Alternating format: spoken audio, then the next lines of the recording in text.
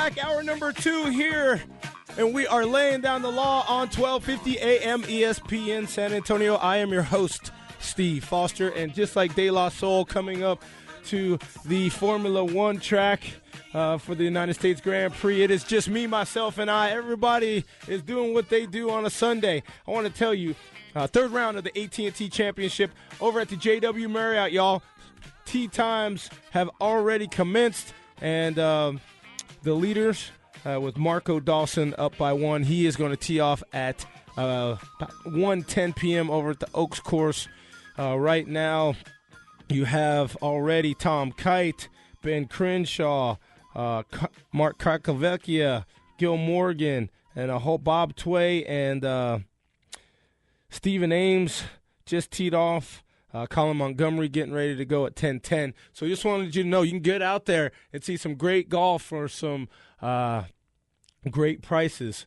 Some of the best golfers that have played now doing it on the Champions Tour at the AT&T Championship over at the JW Marriott. And without further ado as well, there's some terrific football games on the college level going on. And we're going to bring in a guy who knows San Antonio extremely well.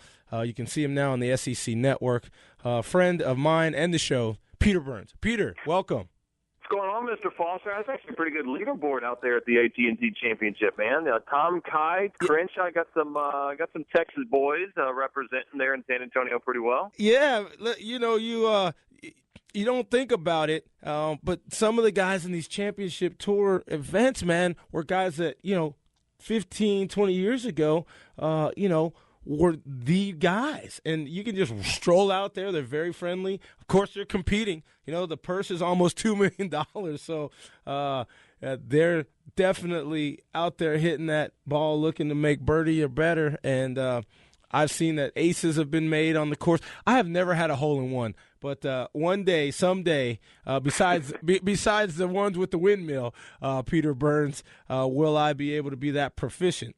Talking and speaking about proficient, people may not like it, and I'm a Big 12 and Big 10 guy and things of that nature. I do like the SEC, but the SEC really has put some power-packed college football teams together. And hey, what happened with your LSU Tigers last night is just going to make Tuesday all that much more interesting when these college football rankings come out. Our first peek at what this 12-member committee, Les Archie Manning, and I hope he's doing well with anything that he has physically or anything else, is going to display for us come this week.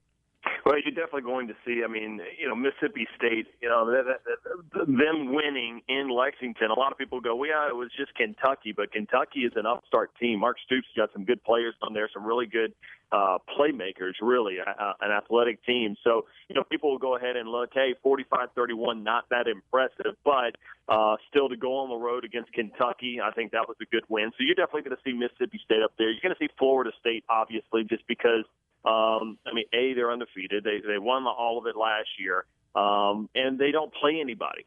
That's right. The issue. They don't play anybody ranked in the top 25 the remainder of the year. Louisville's the only team that might give them a little bit of a run, but other than that, they really have to trip up.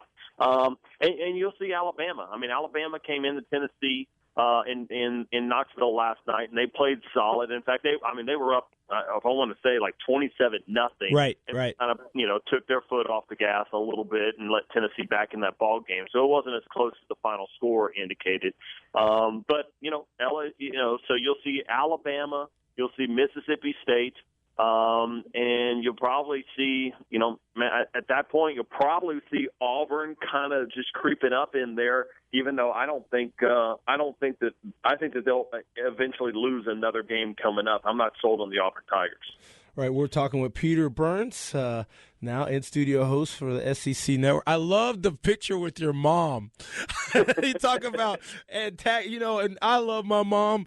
They just do things to fool with us, Peter, and that was a great shot of her supporting, I think probably – she came in. Yeah, the parents were in town in Charlotte this weekend. So they came to the studios to go check it out. She showed up and wearing Ole Miss gear, and she knows I'm an LSU fan, so she's trying to get underneath my skin a little bit, but hey, it backfired on her because. Yes.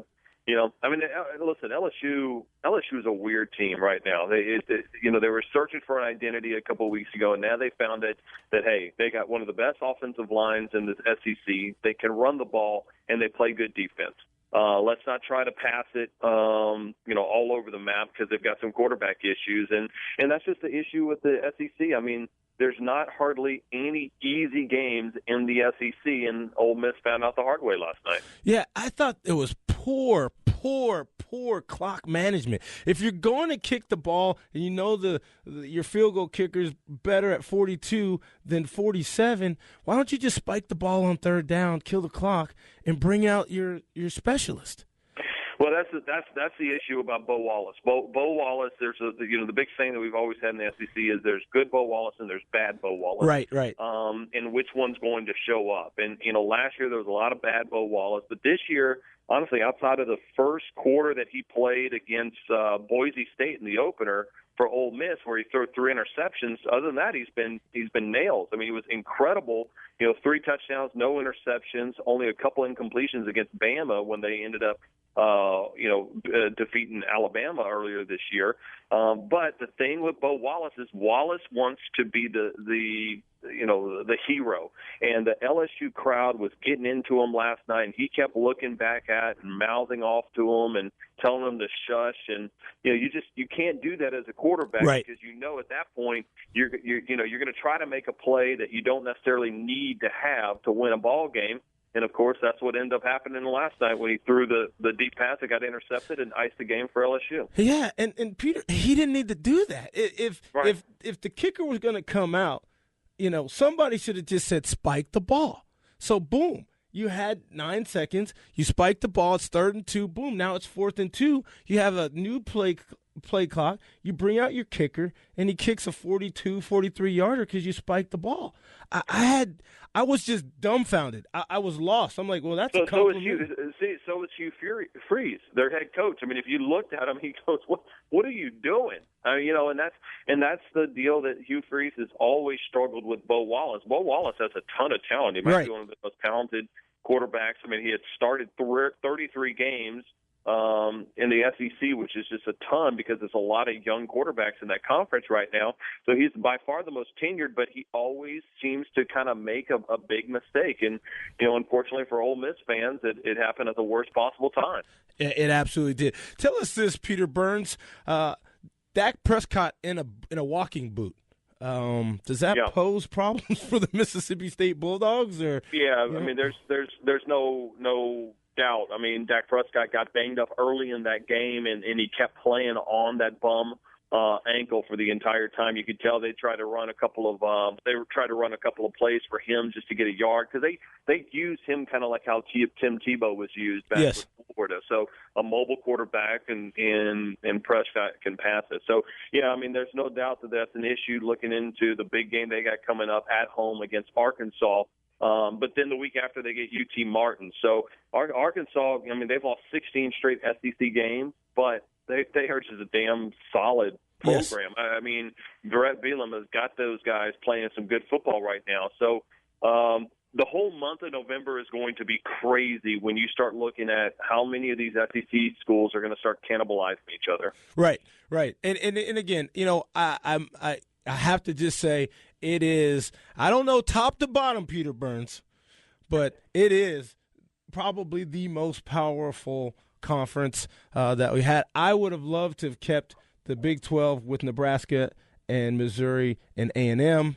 And then if I would have lost Colorado, brought in TCU, I think we would be talking a whole different scenario. But that Big 12 would be cannibalizing itself because you would have had to play a championship just like you do in the SEC. Tell us about Texas A&M. Do they get back going, or I mean, is it just, hey, this is really what the SEC is like? Kenny Hill is not Johnny Football.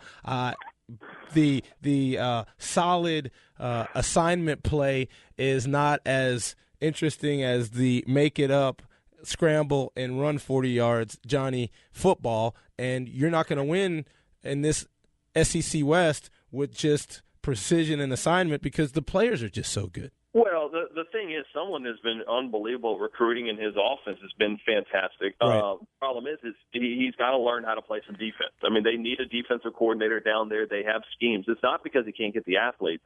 I know he can get the athletes. He can recruit well. They just need a better scheme because you cannot, with that fast-paced offense that they have, if when they go 3 and outs, you got to have a good defense. Because you're going to give the ball to your defensive squad or the other offense so quickly that your defense needs to be solid and be able to get some outs. And what's happening right now is that, hey, yeah, they can score fast, but if it doesn't work and Kenny Hill has a couple of incompletes, all of a sudden their defense is right back on the field, right. And it's not that good to begin with, and B, they're going to be tired. So Kevin Sumlin's going to need to say, hey, there's a time and a place to go fast. Think of the Denver Broncos. The Broncos play a fast-paced offense, but it's not like Oklahoma State or it's not go, go, go. It's metered to a certain extent. That's what the big deal. Someone needs to know when he needs to push the pedal to the metal, and he's just got to find a good defensive coordinator to make it click for the Aggies. We were talking with Peter Burns of the SEC Network. Peter, so when it's all said and done, who represents the West, who represents the East in the SEC Championship? You know what? It would not shock me whatsoever to see everybody kind of cannibalize each other and see Alabama end up, coming back and winning the West, because I see them beating Mississippi State coming up with the way that they're gelling together, and then I think that they can beat Auburn. So, but the team that no one's really talking about is Georgia. Georgia actually, out of all the SEC teams, have the easiest route to the college football playoff because they don't really play anybody left in the East, and Missouri is really not anybody that they need to worry about. So, don't sleep on Georgia right now. So. We'll know Tuesday when the committee puts out their first rankings, and I'm sure that'll be good for Sports Talk Radio and our television show across the country. So. And how can people track you on Twitter and all that?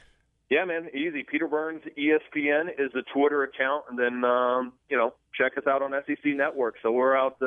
They got me working a lot now with college basketball coming up and all this football starting to get chaos. So every single night called SEC Now. So you got to tune in, and maybe we can find the Aggies a defensive coordinator one of these days. No doubt. Listen, Peter, thanks for your time, and if your parents are still there, tell them we said hello. Next time you're also in the Central Texas area, love to catch back up with you there. And who knows, man, I may sneak over to Charlotte and hang out in the studio with you. Yeah, man, you took me to a good brunch last time I was in Austin, so I'll have to return the favor when you're out here in North Carolina one day. No doubt. Thank you very much. Enjoy your weekend. Can't wait for Tuesday as well and the rest of this college football season. He's Peter Burns of the SEC Network. Thanks again for being on Laying Down the Law. Okay, we're going to take a sidebar. We're going to come back with Bonnie Jill Laughlin. We're going to talk San Francisco, Kansas City, Cowboys, and more. Stay with us right here on 1250 AM ESPN San Antonio.